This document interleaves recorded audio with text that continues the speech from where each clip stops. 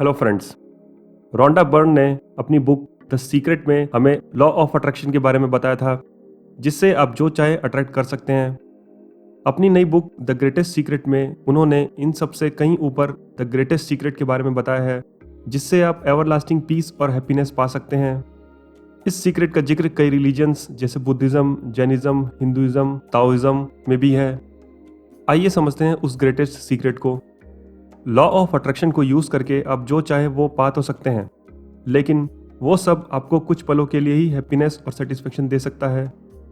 आप जो भी पाना चाहते हैं उसे आप डिजर्व तो करते हैं, लेकिन इनसे मिली हैप्पीनेस कुछ समय के लिए ही होती है। एवरलास्टिंग हैप्पीनेस आपके अंदर ही है। इसे पाने के लिए आपको अपने अंदर झांकना होगा।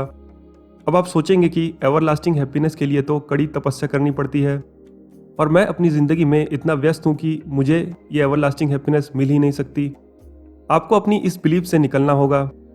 एवरलास्टिंग हैप्पीनेस पाने के लिए आपको ना तो साधु और ना तो महात्मा होने की ज़रूरत है, और ना ही आपको किसी फॉर्मल एजुकेशन की ज़रूरत है। इसके लिए बस आपको अपने अंदर झांकना होगा। सबसे पहले आप अपने आप से सवाल कीजिए कि आप कौन हैं। क्या आप एक बॉडी हैं? जब आप एक कार में एक जगह से दूसरी जगह सफ़र करते हैं, आप कभी ये नहीं कहते कि मैं एक कार हूँ।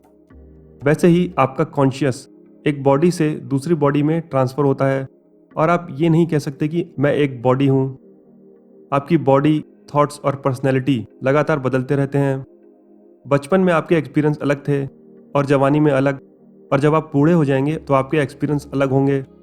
अब आप कहेंगे कि अपने आप को बॉडी समझने में प्रॉब्लम ही क्या है। जिस क्षण आप अपने आप को बॉडी मानेंगे, आप लिमिटेशंस और डर से घिर जाएंगे। अपनी बॉडी और अपनों को खोने का डर, कई चीज़ें ना होने की लिमिटेशंस का दुख। जबकि सच तो ये है कि ये लिमिटेशंस और ये डर सब आपके माइंड के इल्यूजन्स हैं। आप ना तो बॉडी हैं और ना ही माइंड। आप एक अवेयरनेस हैं, एक कॉन्शियसनेस हैं, जिसका ना तो फॉर्म है और ना कोई एंड। जो भी चीज़ें और लोगों को आप अपने आसपास देखते हैं, वो सब आपके माइंड के इल्यूजन्स हैं। जैसे ड्रीम में आपका माइंड कैरेक्टर्स और सीन बना देता है, वैसे ही रियलिटी में भी आपका माइंड एक इल्यूजन क्रिएट करता है।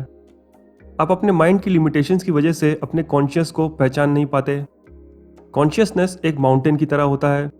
जब आप माउंटेन के बेस पे होते हैं, तब आपको अपने आसपास का लिमिटेड व्यू दिखता है, लेकिन जैसे ही आप माउंटेन के टॉप पे पहुंच जाते हैं, आपको सब कुछ साफ दिखने लगता है। आपके अंदर का इग्नोरेंस हट जाता है और आप कॉन्शियसनेस को पहचान लेते हैं। अपने कॉन्शियस को ना पहचान पाने का सबसे बड़ा कारण है आपका माइंड। आपका माइंड एक मैकेनिकल सिस्टम है जो वही सोचता है जो आप चाहते हैं, लेकिन जब आपका माइंड ऑटो मोड में चला जाता है तो वो जो आप नहीं चाहते वो भी सोचने लगता है, जैसे कि नेगेटिव फीलिंग्स। माइंड या तो पास्ट की मेमोरीज में उलझ जाता है या फ्यूचर की इमेजिनेशन में। कॉन्शियसनेस जो आपका प्रेजेंट है उसमें वो कभी फोकस ही नहीं करता। आपको अपने माइंड के ऑटो मोड को रोकते हुए अपने अवेयरनेस में फोकस करना है। माइंड का ऑटो मोड ज़्यादातर नेगेटिव फीलिंग्स की वजह से होता है। अक्सर हम अपने नेगेटिव इमोशंस को दबाते हैं।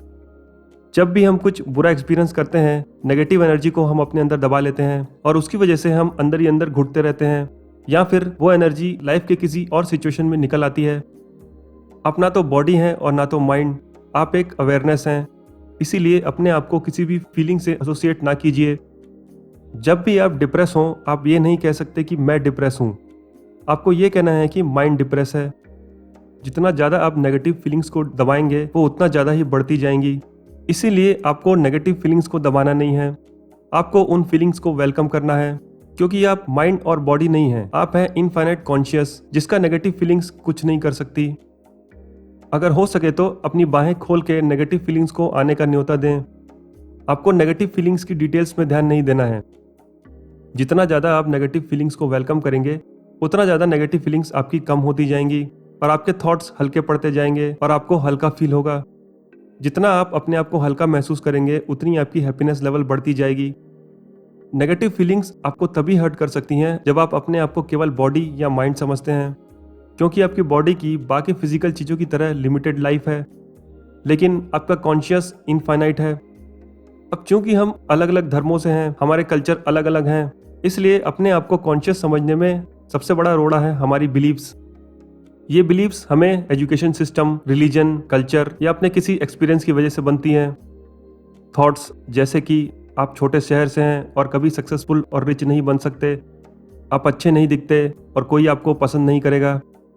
अपनी बिलीफ कि हम इतने पक्के हैं कि हम उसे डिफेंड करने के लिए सोशल मीडिया पे लोगों से झगड़ने लगते हैं। अपनी अवेयरनेस का यूज़ करके आप अपने आप को पहले समझाइए कि जो भी आप सोचते हैं वो सच नहीं है। आपकी सारी बिलीफ्स बस एक इल्यूजन है। अपनी सारी बिलीफ को हटाने के बाद आपको हल्का महसूस होगा और उनको सच मान के अपने आप में लिमिटेशन लगाने के बजाय आप अपनी अवेयरनेस पे फोकस करेंगे। अपनी बिलीफ और नेगेटिव फीलिंग्स को कॉन्कर करने के बाद आप एवरलास्टिंग हैप्पीनेस पा सकते हैं। एवरलास्टिंग हैप्पीनेस कहीं बाहर नहीं है बल्कि आपके अंदर ही है। आपकी डिफ़ॉल्ट स्टेट ही हैप्पीनेस है। इसीलिए हैप्पीनेस पाने के लिए आपको कुछ पाना नहीं है, बस इल्यूजन्स जो आपको सोसाइटी और कल्चर से मिले हैं उसे हटाना होगा। आपका अपने आप को डिस्कवर करना ही एवरलास्टिंग हैप्पीनेस पाना है। दुनिया के करोड़ों लोग रोज हैप्पीनेस की जद्दोजहद में अनहैप्पी लाइफ जीते हैं। इंसान अपने आप को कई तरीकों से आइडेंटिफाई करता है, फादर, मदर, हस्बैंड, वाइफ, सन, डॉटर। लेकिन असल में आपकी एक ही आइडेंटिटी है, वो है आपका कॉन्शियसनेस। जब आप बच्चे थे तब आपके माइंड में कोई भी आइडेंटिटी नहीं थी। आप यूनिवर्स को अपने कॉन्शियसनेस से एक्सपीरियंस करते थे। लेकिन सोसाइटी और एजुकेशन ने आपकी कई आइडेंटिटीज़ बना दी। गौतम बुद्ध, जिन्होंने 500 जन्म लिए अपने कॉन्शियसनेस को पहचानने के लिए, अगर वो बॉडी या माइंड होते तो एक ही लाइफ में सब खत्म हो जाता। लेकिन वो एक कॉन्शियसनेस थे जो रियलाइजेशन होने तक एक बॉडी से दूसरे बॉडी में ट्रांसफ़र होते रहे।